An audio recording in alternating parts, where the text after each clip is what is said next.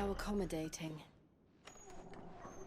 Do you really think they believe we are who we say we are? Not a chance.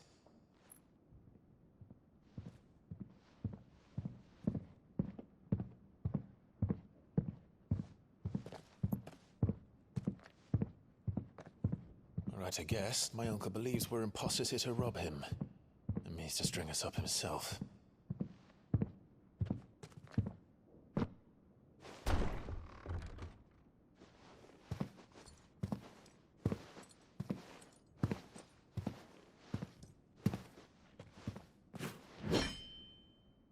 Imagine my surprise when I was told my nephew had come to visit.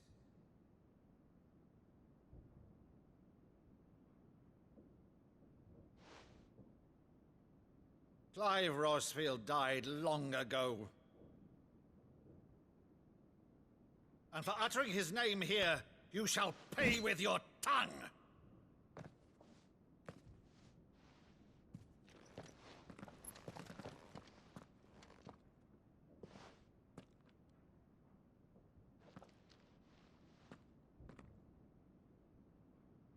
You would mock me as well?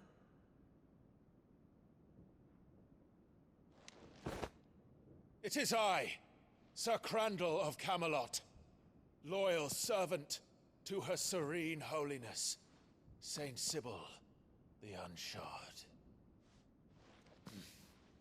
Meadow, thou vile sorcerer, for thy crimes against church and crown, I shall have thy head.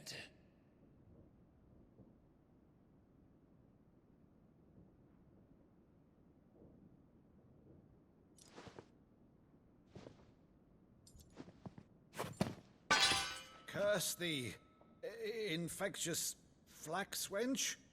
Even in death, must thou plague me still? Very well. I shall open the gates of hell, that thou might see thy charge once more.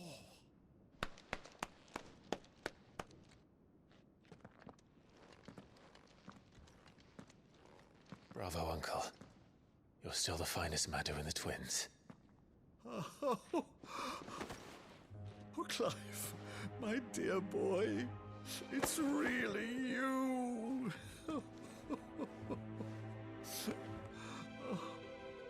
You always were fond of that scene from The Saint in the Sanctuary. Never did let me play Sir Crandall.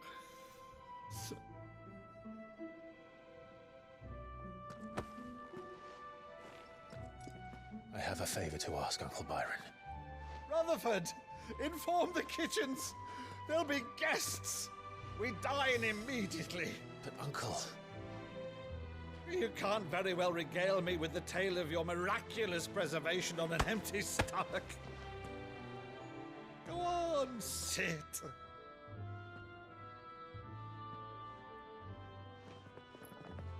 See that you use the good plates, Rutherford.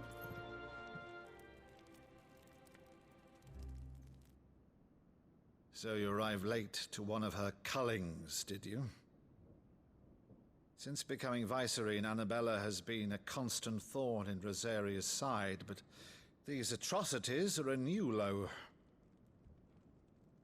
Something has changed. Quite what, I don't know, but the woman we knew is gone, and a monster sits in her place. A monster.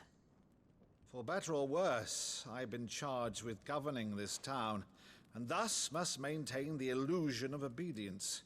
That's all I can do to aid Wade and his merry band of revolutionaries. So he's told us. You have risked much for Rosaria. Our nation will be forever in your debt.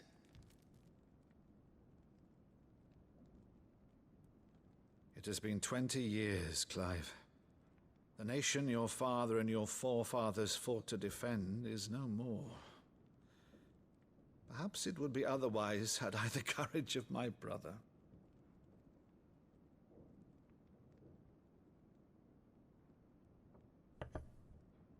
All right, if it's a ship you require, a ship you shall have. I've a galley in port, but recently relieved of her cargo.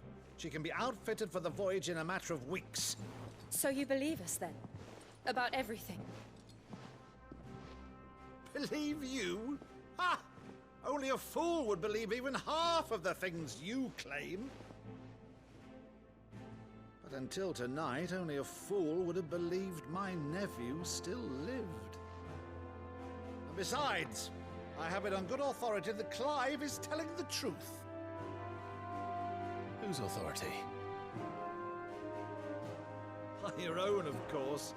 You've always been a terrible liar. Is that true? It's not untrue. Let's say no more about it, eh? It wouldn't do to linger on my nephew's greatest failing.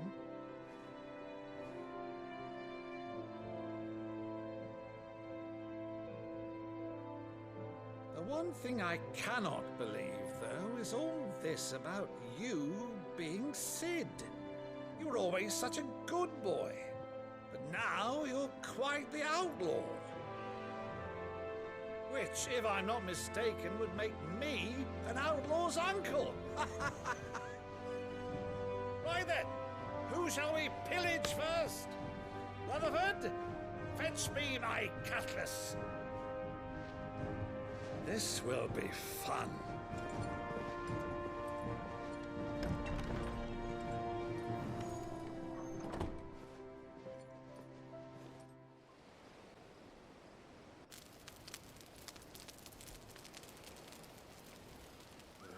Over there. Go on. She's a fine ship, isn't she? Once outfitted, she'll bear us across the boiling sea to Drustinus in the space of 3 days.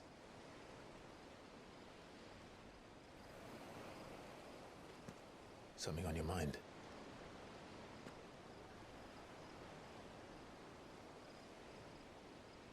Monsters. When I served the Iron Kingdom, I did so because I saw no other choice. Because once they learned that the lash would not move me, they turned it on those who could.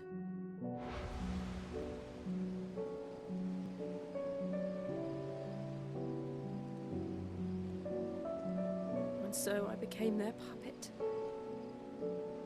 I let them pull my strings, telling myself it was not my hand that swung the sword, but another's. I removed myself from the truth so I wouldn't feel the pain it caused.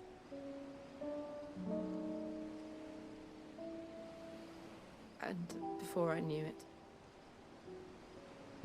I no longer felt anything. Anything at all.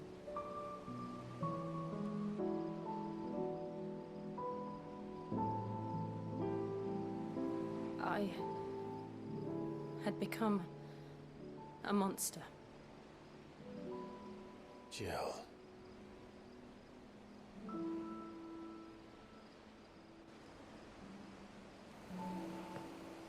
I don't want to be a monster, Clive. Do you understand? I want to choose a different path, a better path.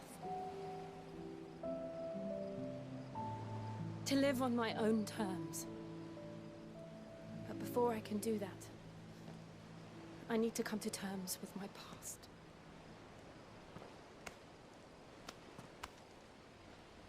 And when you do, I'll be standing there with you, just as you stood with me.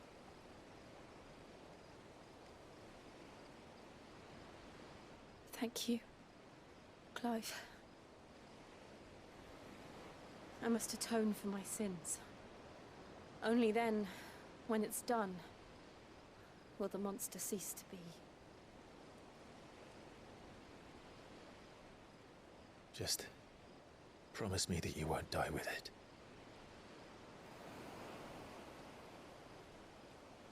Now, let's get some sleep. The journey back to Benamir is long, and there is much to tell the others.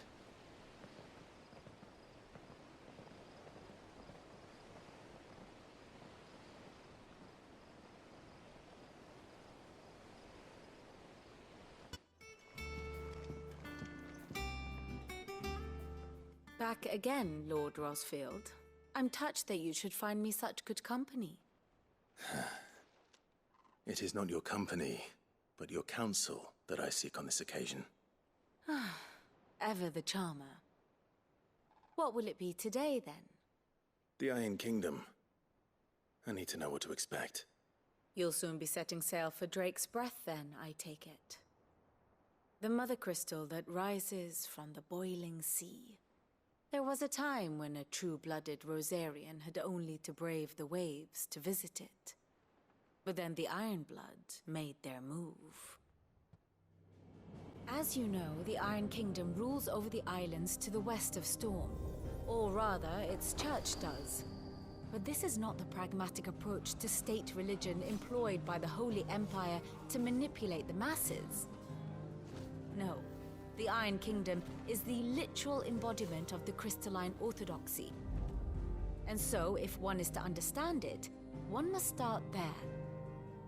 As the name implies, the orthodoxy holds the Mother Crystal sacred, and they do not take kindly to heathens plundering the objects of their worship for the means to fill washtubs and light lamps with frivolous feats of magic. Indeed, the faithful consider ether a sinful thing, a poison no less. And to them, a dominant is an instrument of evil, albeit one they have proven only too happy to turn against their enemies. Some 80 years ago in Northern Storm, Drake's eye collapsed. Soon after, in pursuit of ether and with the blight at their backs, the Northern Territories descended upon the Grand Duchy of Rosaria. And when the Shields of the Flame marched north to meet them, the Iron Kingdom spied an opportunity. A few short days later, the Crusaders landed on the island of Mount Drastanus, home of Drake's Breath, and plucked it from the Duchy's grasp. Rosaria tried to reclaim it, of course, but to no avail. I doubt more than a handful of Duchy men have set foot on its shores in your lifetime. Nor are they like to again, under the Empire's stewardship, meaning the Iron Blood will keep their island, and with it, the foothold they need to march on mainland soil when next they spy an opportunity.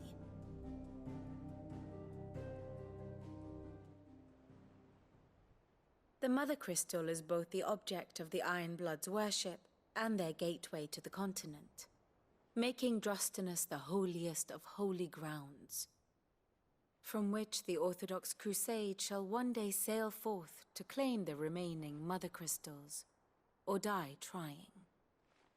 My father and my grandfather both traded blows with the Iron Blood for control of Drake's Breath. Had things unfolded differently at Phoenix Gate, we would have sent our entire fleet against them. But instead, they sent their fleet against Rosaria, sacked the capital, killed the men, and captured the women, including Jill. I'd say you'd be forgiven for wanting a little revenge, Clive. My only aim is to destroy the Mother Crystal. But thank you all the same. Not much else to do here. Let's see if Jill's ready. How did we never hear about these Guardians of the Flame? Same way they never heard about. How may I help you today, Clive? Come to claim your just desserts? All done? A part of me thought Drake's head might be the last crystal we ever cracked. But I'm glad I was wrong.